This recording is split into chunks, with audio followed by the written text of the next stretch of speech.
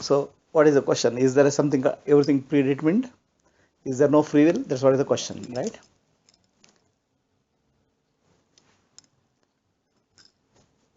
What is free will?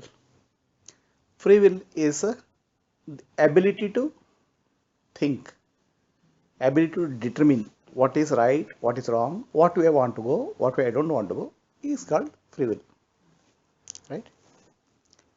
So after determining, I take that determination lead me to choices and action. Okay. So first is determination, then choice and action.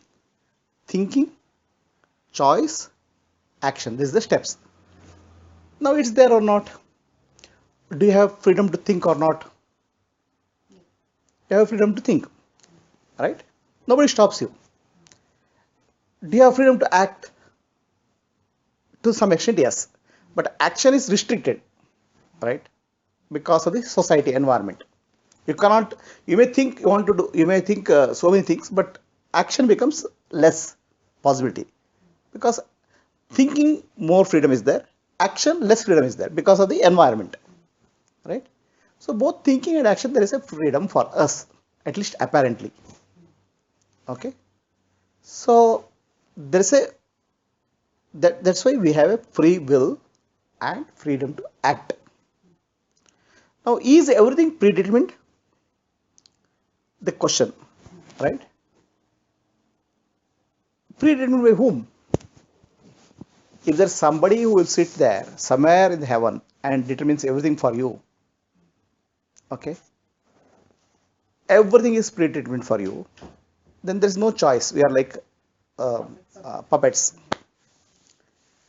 That doesn't is not the case. The case is everything is predetermined to the extent of my actions. Okay. So today, if I lift my right leg, I cannot lift my left leg. Right? I can only lift one leg. I have to make a choice, either right or left. But the moment I lift my right leg, left leg I can't lift. You made a choice. So every choice of us leads to restriction of freedom. Every time you choose something, some part of your freedom goes. Okay. The moment you marry one boy, okay, the freedom to marry a million other boys in the world is gone. Otherwise, before you marry, before you made a choice, the choice were infinite. Even though physically it's not possible, but practically infinite choices were there. The moment you made a choice, all other choices will go and one choice will remain. So that means every time you choose, every time you make a choice, some part of the freedom goes. Okay. But that making the choice, we say even the thoughts that come to us are predetermined. Is that not true? We'll come to that. Right. So every time you make a choice, your choice freedom goes. So to that extent, we are continuously removing some freedom by making choices because life is set of choices every day. Every day I have to make choices. So what choices I have today is restricted because of the choices I made few years back. Okay. So my freedom got restricted because I choose something. Okay. So now that's why today when I am here, my today is predetermined by what I chose yesterday. So that way the people when they say lie everything's predetermined is perfectly correct to the extent to this point. Okay. Everything is predetermined by your actions which you made long time back. Okay. What you made makes your life predetermined today. But now at this point of time, you have a choices to make. So that will set your whatever future today. Okay. So in summary, your predetermination, whatever is called predetermined, is nothing but a set of choices you made.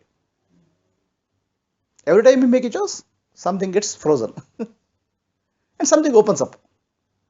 For example, somebody decides that he wants to become a musician. So when he wants to decide to make a musician, he left out a choice to become an artist, engineer, doctor. So many of the choices he left and became one.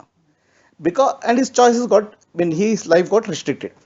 But he became because he became a musician, now he became a Carnatic musician or some other choice opens up. So that is called predeterminism. What you chose is what is life today. What you choose now will be your life tomorrow. So now, having said that, there is a there is a choice, there is an action. In both, we seem to have freedom. But do we really have a freedom in the choice thinking? Okay, is it? So that if that is not there, then when we say that I made a choice, that is not really true. Now, when you make a choice, what is the freedom you have? Your thinking. Is your thinking not restricted by your the society where you are living, the societal conditioning? Is it not restricted by the family we are born? Okay. Is it not restricted by your upbringing? Is it not restricted by your view of the society? For example, the children living in this society have a different way of thinking compared to children who are living in India of the same group. Because their thinking is conditioned by this society, their thinking is conditioned by that society. Okay. So that means our thinking is not as free as we think it is. Okay. Even though we think that we are free, the freedom comes within the boundaries of the society and environment. That's one thing. That's called conditioning by the society, conditioning by the family, conditioning by the religion. The second aspect opens up. Okay, let us say these conditions are not there. My free thinking is free. The moment you make it think, the moment you think, first thing comes is fear. What will happen out of this? Okay, our conditioning thinking is conditioned with fear. Okay, if I do this, what will happen? Our thinking is conditioned by the hope. Okay, ऐसा होगा? Desire. Okay, our thinking is conditioned by hope, desire, then value system. Okay, anything we do in our life is because of value, right? Ultimately, our actions, our desires are driven by our value. What I value most, right? So if I value money most, my actions and thoughts and will be something centered on that. If I value my family most, my desires will be something.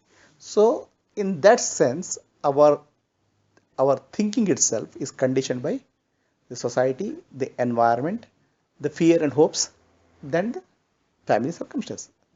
So now, within all this conditioning, still we have a choice to make. Now, if you say that I have made a choice, how free is that choice? But do you have a choice? You have a choice. How free is that choice? I can't answer. But all these conditions like birth in that family, environment or all that, is that also not predetermined? Then when I say predetermined, you made a choice. But did I make a choice in my previous life to come Yeah, and be born something. to these Yeah, people? something of that nature. You chose. You chose. It is not that these people, rather it is a tendency. Okay, vasana. It's not a specific about some person or situation, but more of a tendency. Okay, so like if I go to uh, uh, a restaurant, a vegetarian person will not have a liking for non-vegetarian. A non-vegetarian person doesn't even look at vegetarian. It's a tendency. Then what he eats there, somebody may eat a banana, somebody eat a vegetable, whatever that. But their tendency is vegetarian and non-vegetarian. So that tendency is what you have built. So that tendency is what takes you to different lives and makes you to choose.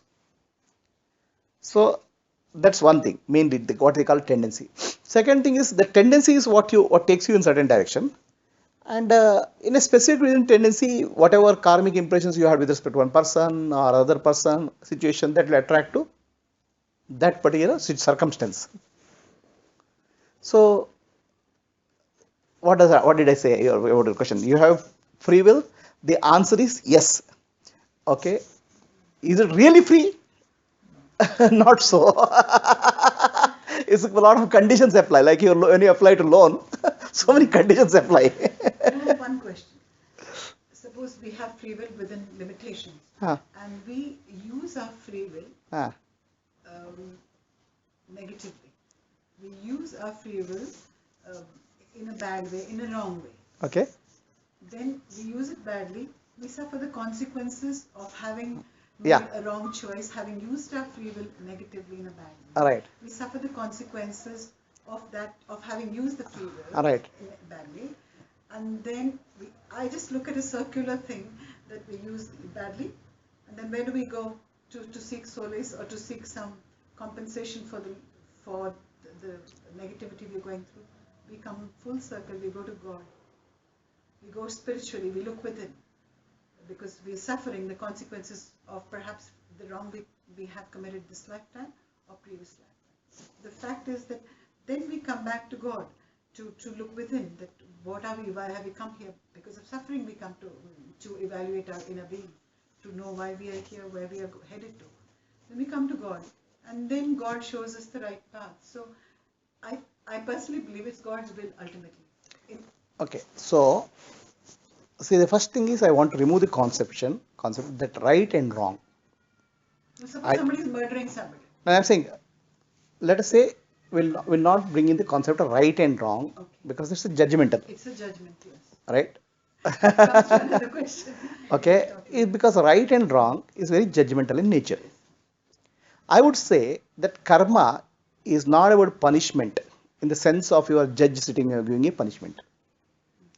Karma is actually a feedback mechanism. Okay, it's a learning mechanism. It's not something which will tie you up. Something you say, oh, you did this thing, 12 years punishment, like in the judge gives. No, it's not like that. So karma is nothing but a way of learning. Okay, very, very different way of learning, where you did something, okay, and you experience the consequence of what you did from the other perspective. Perhaps the punishment is something you are yourself giving yourself. Well, I won't call it as a punishment. That's what I'm saying. I want to be careful about those words, punishment, right and wrong and all. I'm saying it's a learning mechanism. You hit somebody, how that person experiences, you become that part of the person and experience it. Correct. So At some other time. some other time. So this is a sort of a learning mechanism. So is there something called group karma? Huh?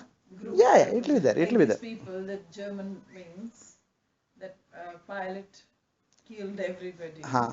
So how was that? Would they all have at some stage killed him in one life? In some life? Not him. Their destiny to get killed at some point of time brought them together. Whether he killed them or they killed them, I mean, they killed somebody, you don't know. The moment of death was in that one point. So it was not, they might have had some different kind of karma, Yeah, but yeah. they had to die like that. And they had to die some point of time, right? So now the question comes, your question is that this punishment, right and wrong, all those things I don't want to speak. All that I speak is karma is a way of learning. What you did to others, you will learn and experience in their position some point of time. So it is like, even if we omit the word punishment, it is like as you sow, so you reap. Isn't it coming Yeah, to that? yeah, it is whatever you sow, you reap. So it is like. It is like that, isn't it? So now, in the reaping process, okay, at some point of time, we start questioning why I am doing what I am doing, where I am, okay, and then it will come back. It may take us to what you call God or self, whatever is that, okay. Now, from that perspective, you say it's God's will. It's God's will. So then, what is God's will and what is human will? Is there a human will and it's a God's will? Is there a difference? I would think there is a difference. Human will is that which you are thinking with your limited mind. God's will is unlimited, Okay, so expansive, God, what do you mean with God's will then? meaning your inner self's will. So we say that somebody, when typically, I mean, I'm just telling you, giving example, right? Somebody goes and kills somebody, and inshallah, he says, God's will. Yeah, that's right. Okay, was it God's will or his will, this person's will? That is his. And this is the exact word it's said, inshallah, Yeah. God's will. Yes. Hmm? Right? So now, was it God's will or individual person's will? That is individual mind's will. Because But then he says God's will. he's saying it because he's misinterpreting his own religion. So, what is the difference between God's will and human will? God's will is not limited. It's I don't know. Personally, his will is his mind's will, and mind is changeable. God's will translates into the law of karma in the world. That's called God's will. Yes, in a way, correct. God says, okay, Baba, you have a freedom. Go and do anything. But the will, my will is that whatever you do, You will suffer the consequences. I won't say suffer, you will experience the consequences. That's the God's will. Yeah. But even sometimes people want to do differently, they can't do because they're So then so. where is the free will? If God is saying you will, whatever you do, there's a consequence attached to it. Huh? Good or bad is our evaluation of Huh. it. But in a sense, there is a consequence to every action. First life.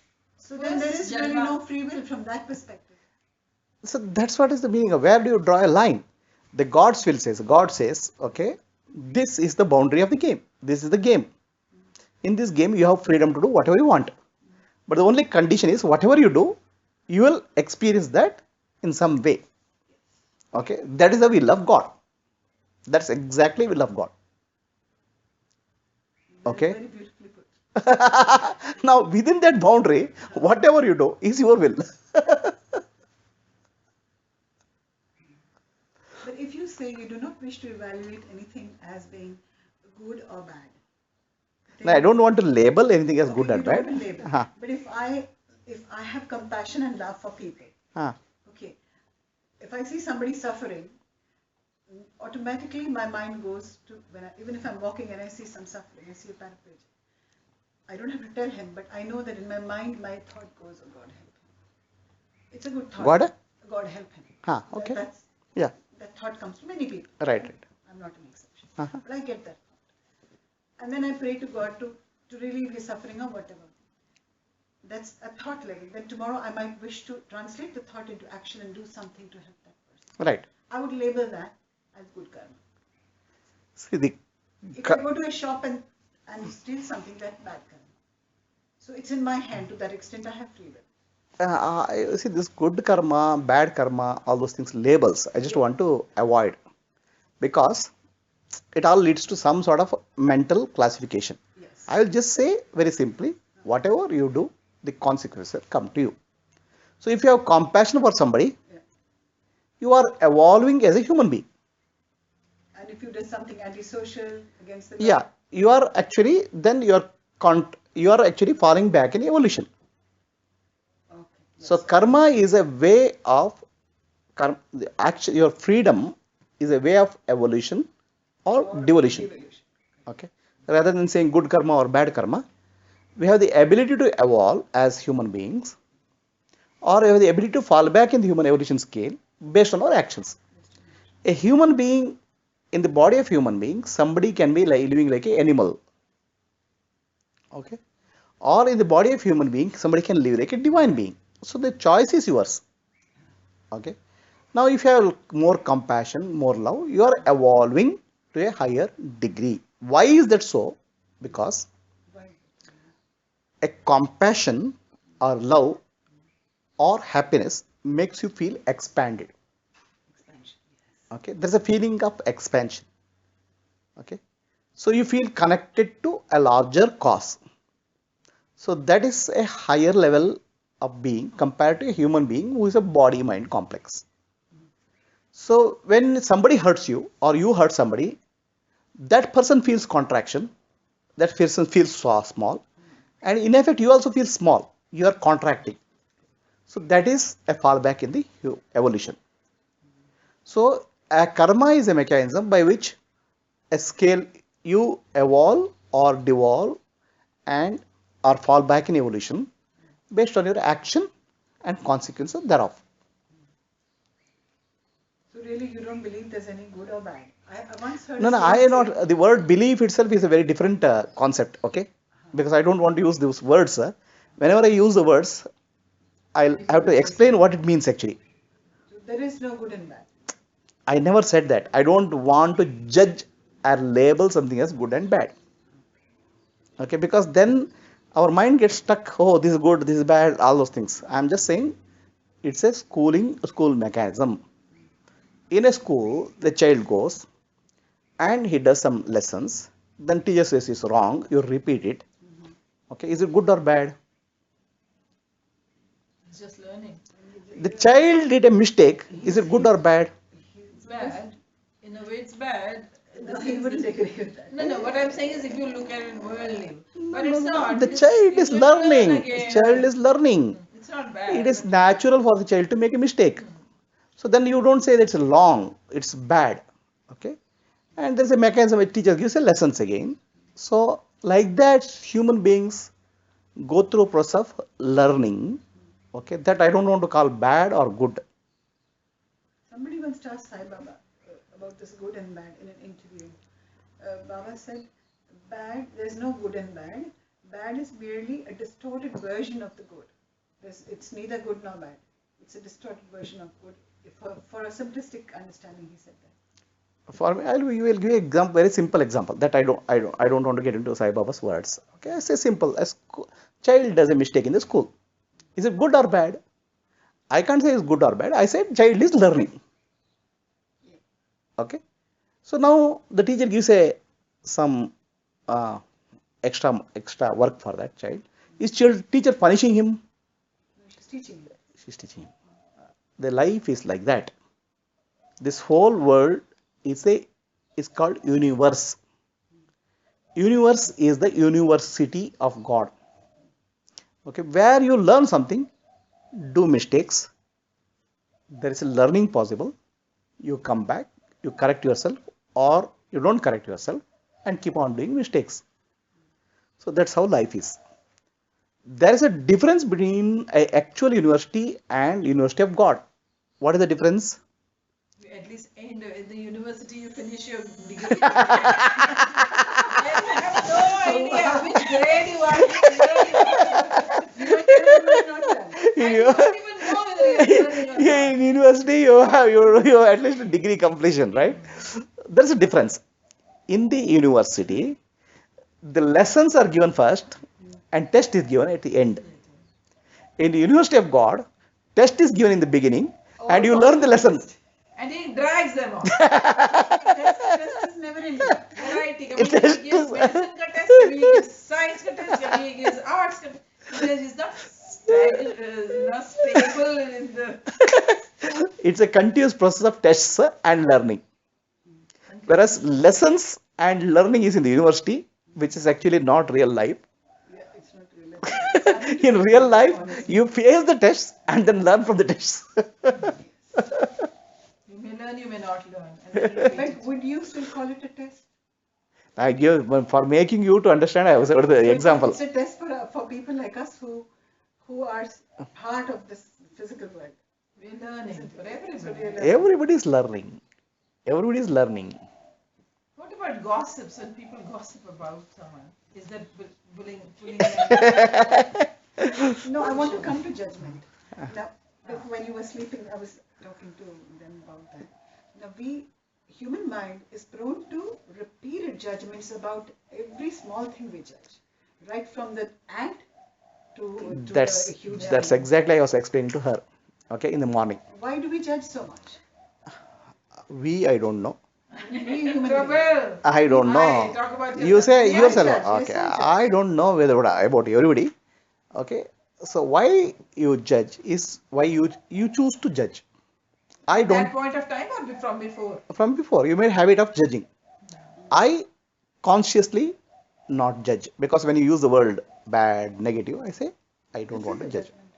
No, I don't want to judge But you. can you really manage that all the time? Yeah,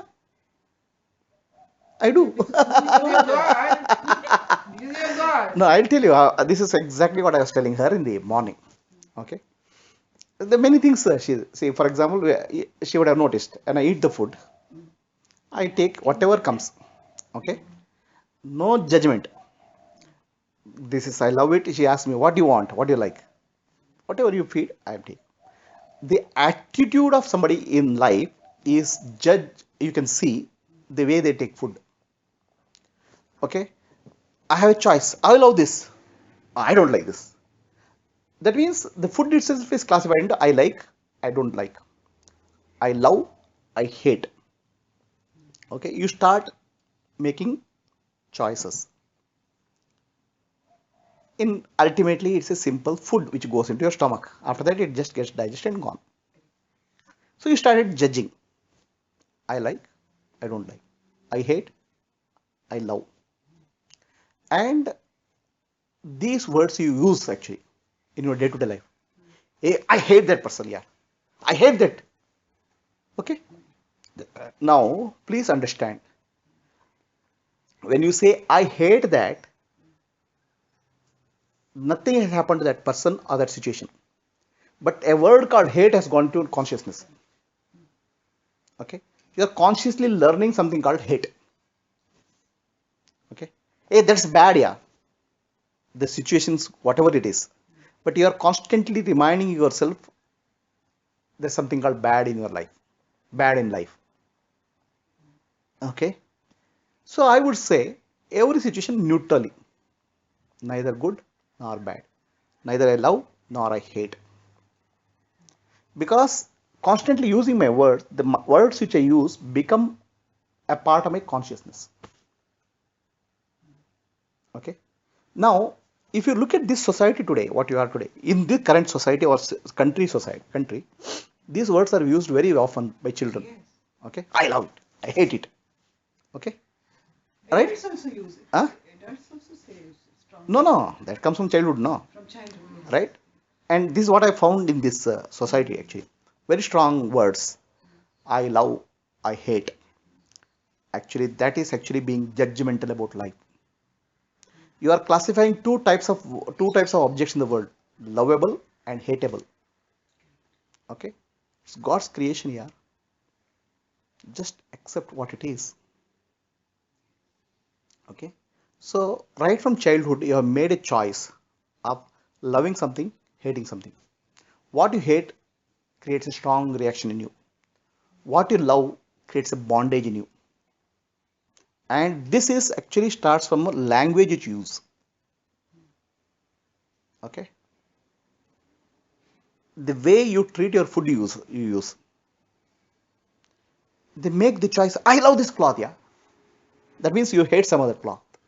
So you are treating the world, dividing the world, lovable and hateable, and that is gets deep into your consciousness.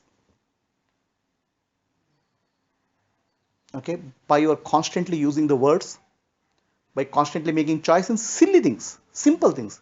Eating a food, why you want to convert it to love and hate? If somebody brings non-vegetarian in front of you, I won't say I hate non-vegetarian. Okay, I simply say I don't take non-vegetarian. Simple. I don't hate. Now, there's a very thin line for me between discrimination using a buddhi to being judgmental. Now, I need to discriminate and see whom I want to associate with. No, that will take it as a different aspect. First thing is judgmental, labeling things I want, I love, I hate. Okay. The moment you use these words, you are spoiling your consciousness. Okay. So now discrimination is what I want to do, whom I have associated with it. You can be associated with somebody without being hatred, without hating somebody else. No, I might not hate, but I might want to evaluate and see that if I go and associate myself with somebody who I feel is very far from That's the real that's self, that's what I'm saying. I don't want to go down. Correct. That's what I'm saying. I want to associate myself with situations or persons which will lead to my evolution. Okay. Okay. That doesn't mean that I hate the people who are not on the evolution path. Exactly. Okay, that doesn't mean that the people who are not evolved are bad people. Without judging people as good and bad, you can always associate with the right type of people, right kind of situation. By associating something as bad, good, I hate, I love, you are spoiling your consciousness. Nothing happens to that person or situation. If I say this food, I hate it, will anything happen to the food? But something happens to you. That hatred goes into you.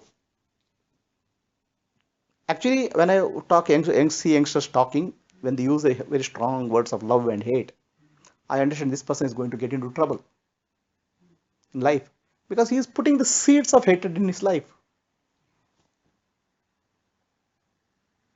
That's karma,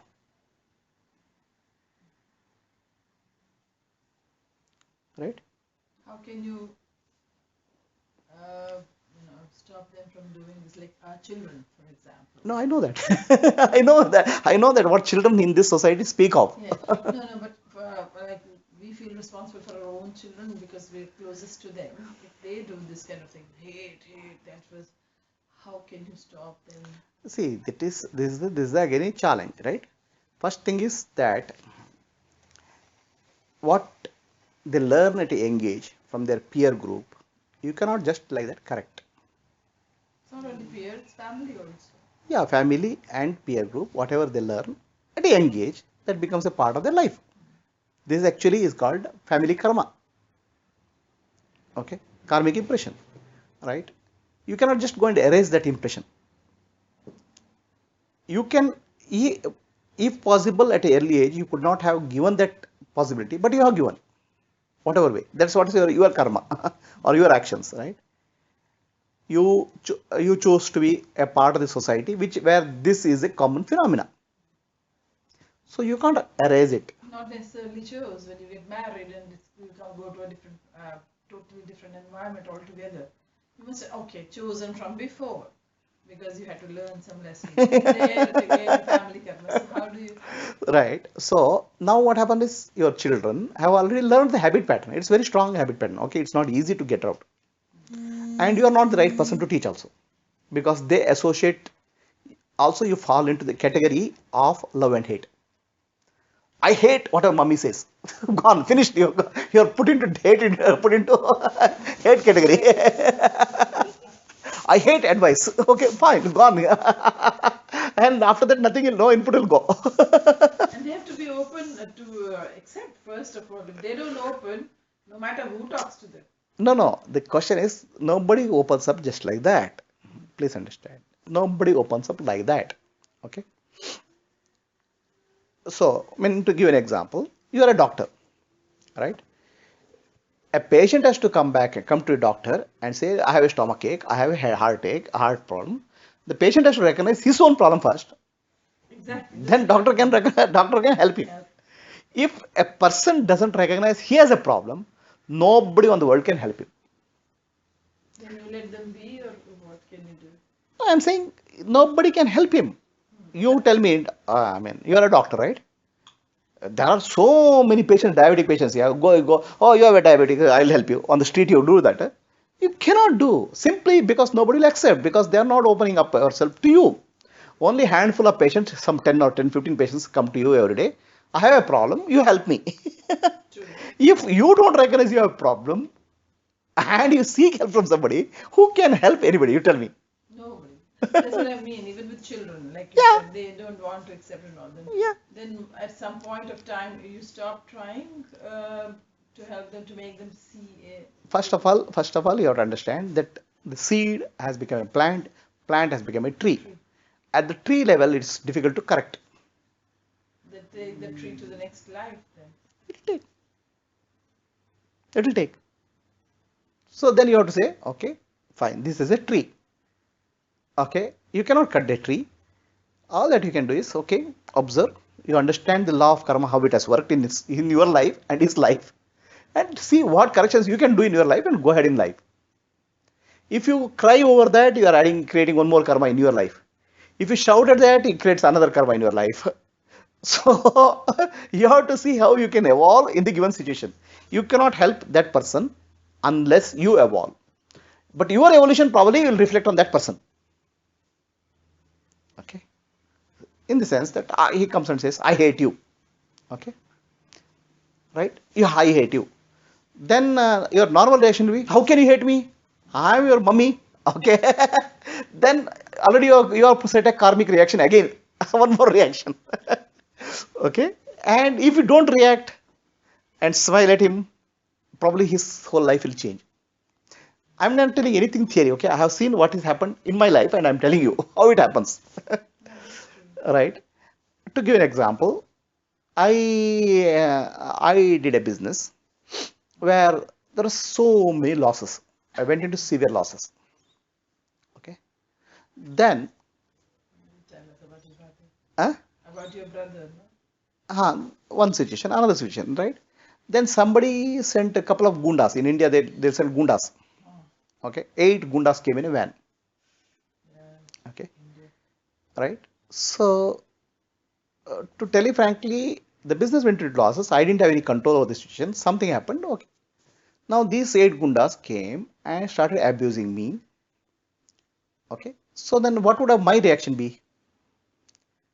They call the police or fight back or Who will call the police here? Police, there are another gundas there. Correct. Okay. Well, who will call police, right?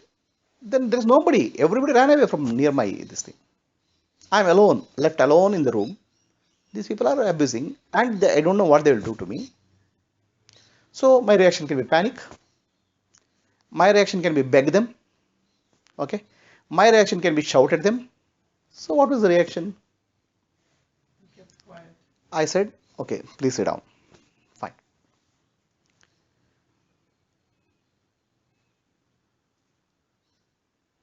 Why are you shouting at me? Then that person said, okay, all those things, blah, blah, blah. Then I said, fine. So that person said, do you know who I am? He told his name. I said, sorry, I don't know. He said, I am the leader of Gundas in South India. They have a they're like a country head, prime minister and chief minister. Union government. Okay, they have a government system. I am the chief of Gundas for the South India. Oh, Bapre. Okay. Uh, do you know? He told the name of a politician. At that time, he was uh, a chief minister of one of the states. Okay. For his election campaign, I supply. The election campaign just happened. I supplied a workforce of 600 gundas. That's a job. Okay. I was just looking at it. I didn't know such situation exists also. I was wondering, kya ho raha hai? Okay. Then he thought I'll get terrified. Huh? People hearing my name, people get pissed in their pants. He said, okay, fine. Okay, I said, okay, fine. Now you listen to me. These are 5 things happened. This is what happened. Okay, this is the situation today. Okay, I don't have a single paisa and I didn't cheat anybody any paisa. Some bad thing, this thing happened in the environment and this is what happened. This is where I am today. Even if you hit me or do anything to me, I cannot give you money. But have I cheated anybody? No. Right? Whether I am in trouble, yes, I am in trouble because I am in financial trouble. But I have no intention of cheating anybody. And if anything, if any earning comes, I will definitely pay back. By hearing my word, that person got cooled. Whole gang of people, 8 people, they side became peaceful. Then he said, oh, I'm sorry, I've been given a wrong information.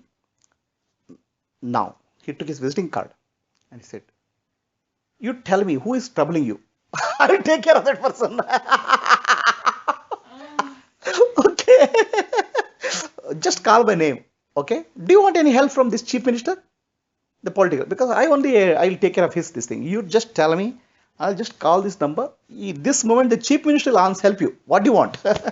Oh, I don't need anything. Okay. I said. So the way I acted, we had a change in that person. But it's only because it was you. I'm not speaking of me. I'm speaking of. No, really. I'm speaking. What I'm saying is there is for every situation there is a different way of responding. Free from karmic impressions. That's all I'm telling you. No, because if it was me or somebody, they would have beaten me first and then spoken. Yeah, because the karma would have been. It was your karma as well that they had to come to you. You know, Shri, when They hit some him. Some people, Muslims came and hit him. some people beat him, and he said that they have transformed. Yeah. No, because Because it was fell Sri off. Ram, and it's you, and it's us. Yeah. Right. So this is how. Normal, we are insects in front of you. No, no. I'm not saying anything great about myself. I'm just saying. Because I'm just saying. automatically they came in your zone. I'm saying there is a different way of interaction free from karmic impressions. That happens when you interact with the children. That happens when you interact with other people. So, are you have acting or are you reacting? That makes a difference. When you are reacting, you are acting from your karmic impressions. We're always reacting. Like when we feel for our children, they go away or something, and we have a little bit of that emotional thing. That's not wrong. But if we start crying and holding them tightly, and that is not, again, I wouldn't say right or wrong, but I would say, is that karmic or is that overreacting? Or is that normal? Why would God have that kind of emotional bondage between children and parents? Or other? For all this emotional bondage is you to learn what love is about. Okay. But when the love becomes attachment, there is a hurt.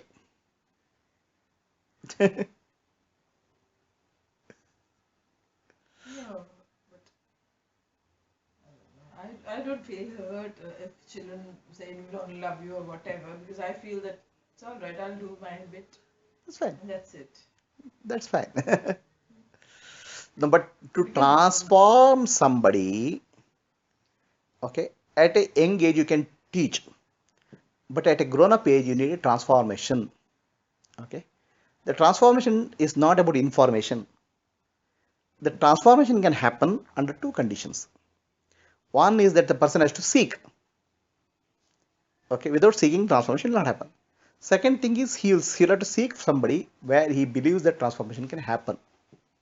That's where the people call us gurus, or that's where in the modern in your society's language it is called counselors. They may not be very high position, but they give value to their counselors. So somebody goes, I have a problem, I am getting hurt. Okay, the counselor listen to the problem and charges some money and get something. Because they come with that belief that we will get something here. Right. So that's how life is. Isn't suffering one of the essential components that really make us seek redressal?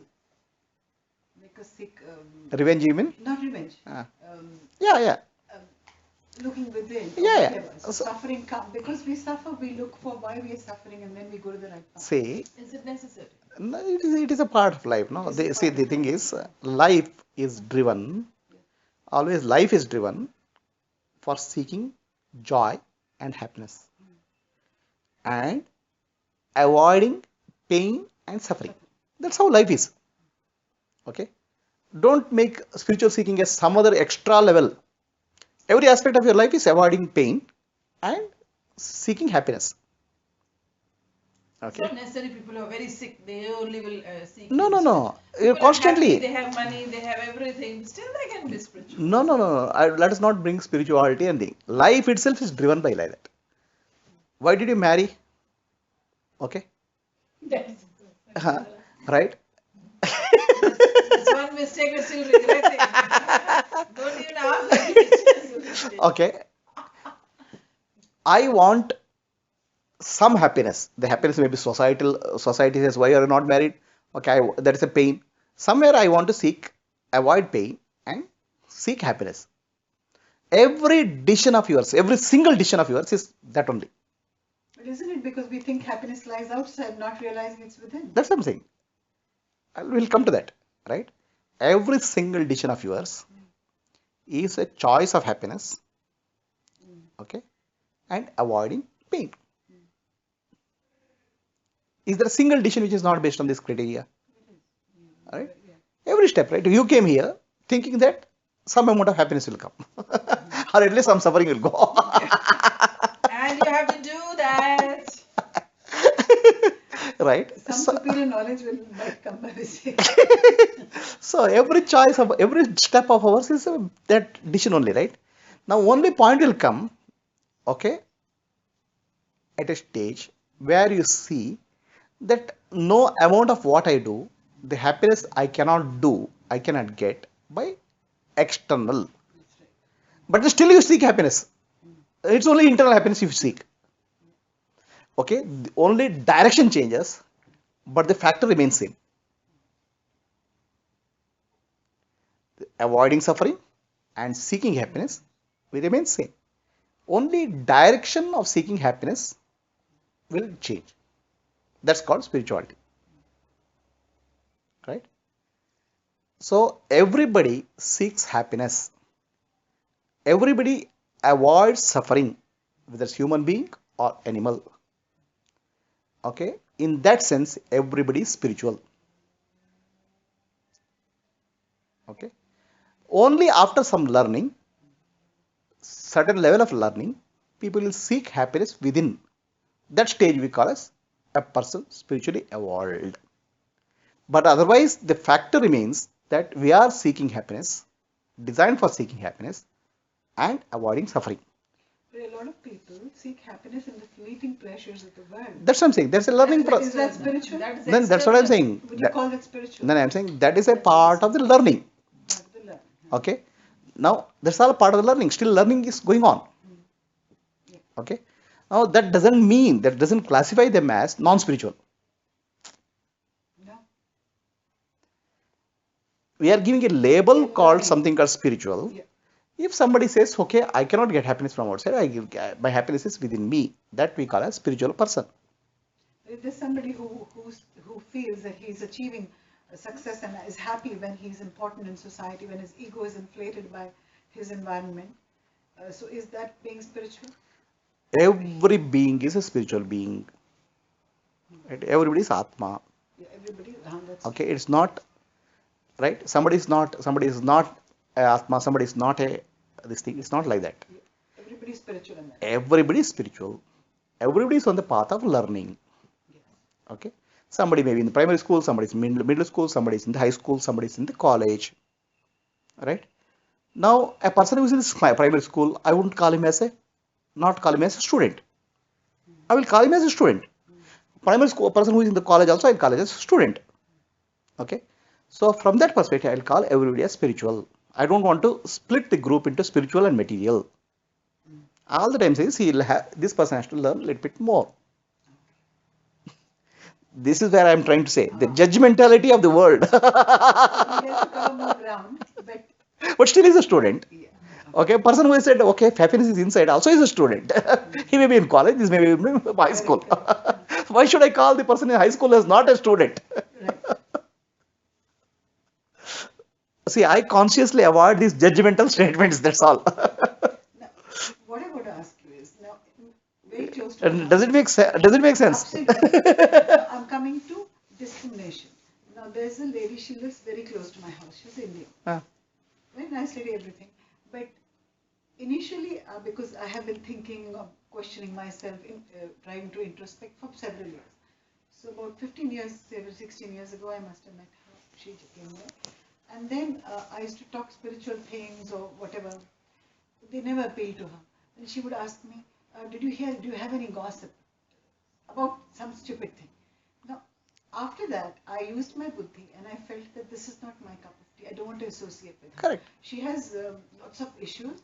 She has depression, anxiety, everything. When she has depression and all that, everybody shuns her.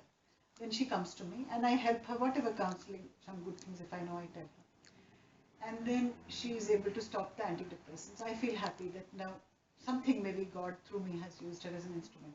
But when I'm walking and I see her walking, I change my path. Because I don't want to listen to what she'll talk. Here, there's no good or bad. But I feel that if I'm too much in contact with her, I might go backwards. Okay. Is So, that, so- what is wrong with that? no, nothing. I am not saying again. You can't expect to get right and wrong from me. Is it okay? Is it, I'll not use a word right and wrong any situation. Okay. is it discrimination or is it judgment? That's it. Okay, it is like, I mean, I will use the word of the doctor. Immunity system. Now, That's true. okay, See, he is immune. He won't avoid us. Or he okay, won't avoid anything. I'll tell He you. is at a different level. I'm Exactly. at a That's different That's what immunity. that's what I'm saying. Word. That's where discrimination, avoidment, judgment, and all. I use the word immunity. Okay. So, for example, you people here living in this country are accustomed to very clean water. Okay. If you go to India and drink one cup of water, you'll get cold because there are so many types of bacteria there. Diarrhea. But for us in India, we drink every day the same water, nothing happens. Okay, we become immune to that. All right. So the fear of catching a disease depends on your immunity level. So beautifully. So what is in my code? So, Ah, so if you feel that you catch cold or something by drinking water, don't do that. So now, if you feel that somebody you'll get in associating somebody you'll get devolution, don't associate with that. That's called. But don't judge the person as good or bad. no, I don't do that. It is not about the person, but about your immunity system is just in question mark. Oh, Okay, I'll tell you my experience in my this thing.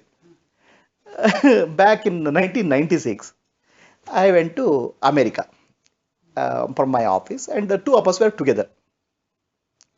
One person is my friend called Guru Anand, and my another is myself. We went. They gave us one accommodation where we have to live together in a house.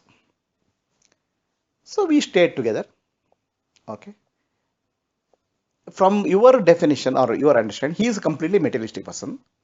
Okay. What I am, I have never told anybody. I just what I am. So that person typically he gets so excited by so much of system in America, that malls, there's shopping room, this thing, go and touch this, buy that. Okay. Then there's a this thing, the TV shows are there. Everything is excited. Okay, he's excited. I'm neither excited. I'm just saying, oh, okay. It's like that. Okay. So 3 months passed. I didn't give him any upadesha. I didn't give him any lecture. I didn't teach him anything. Nothing. I lived my life. He lived his life in the same house. Then we came back to India. I never told him what is right or wrong. I never give a sermon to him. This is right, this way of life. So we came back. After 15 days, his wife came to my house. This is the first time she came. She said, I want to meet a person who has changed my husband so drastically. Okay, so her husband, after coming back from America, lost total interest in materialism. And he started doing puja, he started doing meditation, morning doing. When I was in America, he didn't do anything, he was just watching me. And I was watching him. Okay, no comment, no judgment. And by the time he came to India, he was completely changed person. She said, I want to see a person who changed my husband so drastically. The person who went to America and came back is a very different person. This really happened. Okay. So in his company, in his presence, I was neither affected. Okay, but my presence affected him. Understand? So his question is, who has a stronger immunity system? Okay, it doesn't say anything about her, it says something about your immunity system. Okay, I won't say she's good or bad, or she's evolved or not evolved. If you feel your immunity system can't handle it, you have to handle it where you can. Okay, also in the other way, that a negativism can impact another person. Similarly, your positivism can impact some other person. It's a question of which one has the more strength. just have to build my positivism. That's all.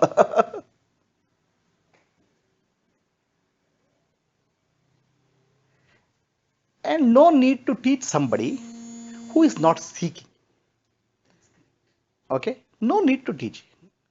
Your lifestyle, the way you live, will have to impact, not what you teach. Actions speak louder than words. right? Children don't listen to your words. Children learn from how you live.